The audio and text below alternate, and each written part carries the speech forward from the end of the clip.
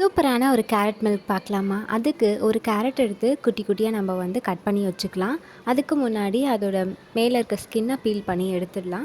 குட்டி குட்டியாக கட் பண்ணி வச்சுட்டு ஒரு பாத்திரம் வச்சு அதில் தண்ணி ஊற்றி நம்ம கட் பண்ணி வச்சுருக்க கேரட் எடுத்து போட்டு இதை நல்லா பாயில் பண்ணி எடுத்துக்கலாம். இதில் பாயில் ஆகிற இந்த கேப்பில் நம்ம என்ன பண்ணலாம் அப்படின்னா, இன்னொரு பாத்திரத்தில் பால் ஊற்றி பாலை நல்லா கொதிக்க விட்டுறலாம். அதுக்கப்புறமா தான் நம்ம சேர்த்தோம் அப்படின்னா பால் திரியாமல் இருக்கும். கேரட் இந்த டைமில் என்ன ஆகிடும் அப்படின்னா நல்லா குக் ஆகிடும். இதை எடுத்து நம்ம இப்படி ப்ரெஸ் பண்ணி பார்த்தோம் அப்படின்னா நல்லா வந்து இப்படி குழஞ்சி வரணும். இதை வந்து மிக்ஸி ஜாரில் ட்ரான்ஸ்ஃபர் பண்ணிவிட்டு கிரைண்ட் பண்ணி எடுத்துகிட்டு கொதிக்கிற பாலில் இதை ஊற்றிட்டு ஒரு 2 மினிட்ஸ் மிக்ஸ் பண்ணி விட்டுட்டு நெக்ஸ்ட் நம்மளுக்கு வந்து தேவையான சர்க்கரை வந்து ஆட் பண்ணிக்கலாம். நீங்கள் சுகர் ஆட் பண்ணாலும் ஓகே, அப்படி இல்லை வெல்லம் ஆட் பண்ணாலும் ஓகே. உங்களுக்கு எவ்வளோ தேவையோ நீங்கள் ஆட் பண்ணிக்கோங்க. ஒரு 1/2 கப் சுகர் வந்து கரெக்டாக இருக்கும். இதையும் நல்லா மிக்ஸ் பண்ணி விட்டுட்டு சர்வ் பண்ணோம் அப்படின்னா சூப்பரான கேரட் மில்க் ரெடி.